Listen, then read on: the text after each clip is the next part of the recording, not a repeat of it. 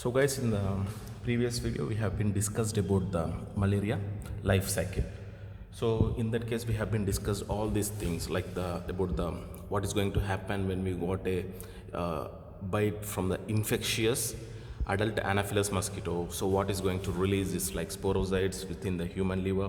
What are the different stages it is going to take place? So once when there is a release of some multiple number of merozoites, okay, which is from the hepatocyte, the liver cells within the liver, so they are entering into the bloodstream. So what is going to happen within the bloodstream, like the infected rbc is going to be get converted to the some tropozoite and schizon, which is a adult or the matured one. So rather again develop it's enlarged and get again rupture to release a more number of the merozoites. So when there is a release of this particular merozoites within the bloodstream, we are going to experience some kind of the signs and symptoms like fever, chills and sweating, all this stuff. So this process, what is the cycle which is happening here, we call it as a sexual one. So for in case in some cases like with some species, the ring stage, so where a merozoite is going to infect the rbc, that ring stage, so is going to produce some male and female gametocytes or even macro or micro gametocytes. So these are the one which make a sexual cycle in the malaria. So within the mosquito,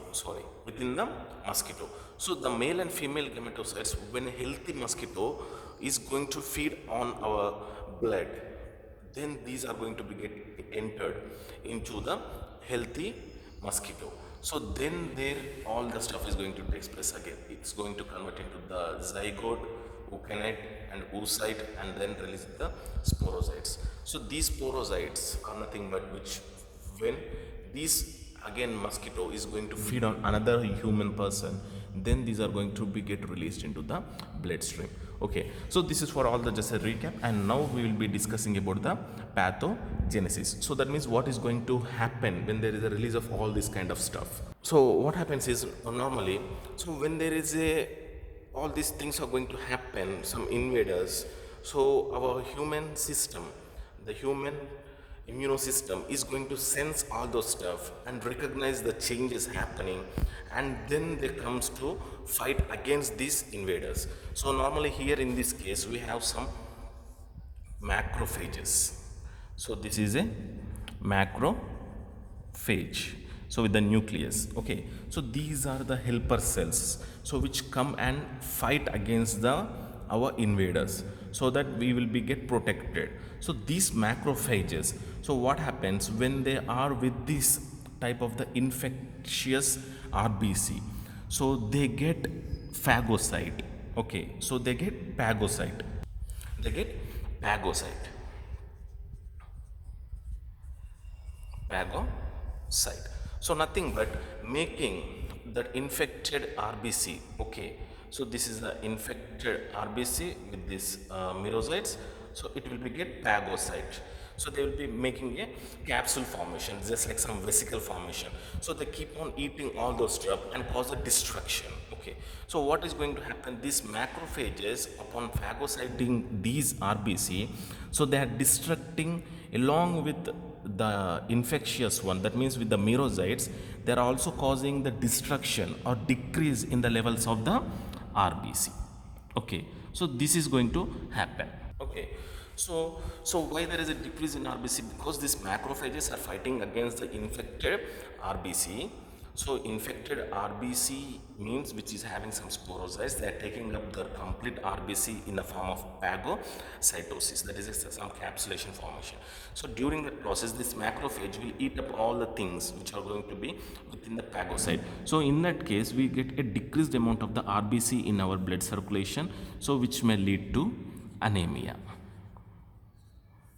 So this is a one cause which is going to cause anemia. So why there is anemia? Because of the decrease in the rbc. So why there is a decrease in rbc? Because our macrophage is going to eat up all the infected rbc. So along with that merozoites, so it is also going to destroy the rbc. Okay, that is a one thing. So when there is a attack of these macrophages with the rbc, so it is going to release, okay, some type of pro-inflammatory or pre-inflammatory substances like inflammatory substances, pre-inflammatory substances or the cytokines. Okay, so what happens, just like the TNF alpha. Okay, so like some interleukins, they are going to be get released. So what happens when there is a release of these kind of the substances, the cytokines, so we experience some kind of the chills. Okay, and another one is rigor. Rigor is nothing but a sudden change in body temperature, sudden rise in the temperature because of some cold and that kind of feeling. We can call it as a rigor. Okay, and there will be decrease in the blood pressure. Okay, headache, headache. Okay, so another one is an increase in the perspiration, or else even we can call it as a sweating. There is a more amount of the sweating. These are the things which are going to happen when there is a release of these kind of the inflammatory substances. So when there is a macrophages which are going to phagocyte the RBC, then they are going to release some kind of the inflammatory substances.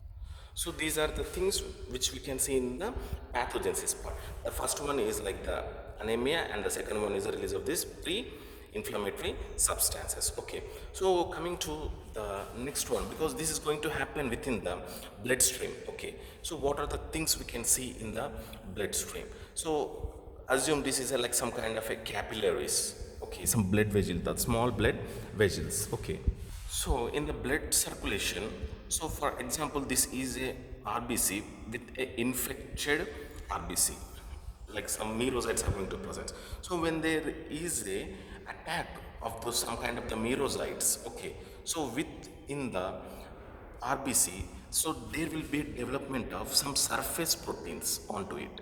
Okay, there will be having some surface proteins onto it. Okay, you can call them as a some surface protein. Okay, so these are the some surface proteins on the RBC.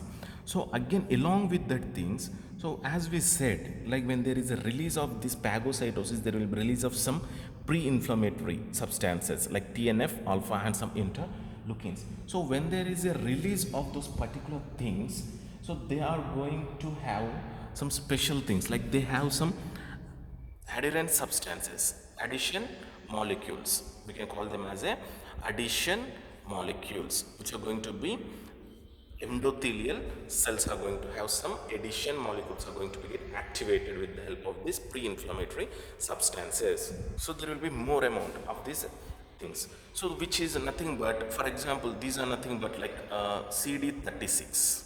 Okay, so which is nothing but the white blood cells. Okay, which are nothing but some white blood cells, like the scavengers for cleaning of all the things. So when there will be the increase of these addition molecules, when there is a release of these kind of the cytokines are released into the blood circulation, there will be increase of these things. Okay, increase of these kind of the addition molecules. These we can call it as a addition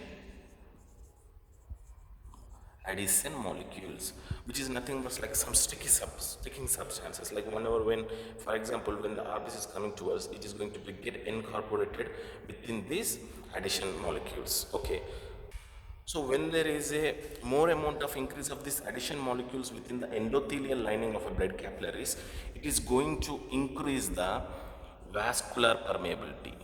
Vascular permeability. It is going to increase the vascular permeability.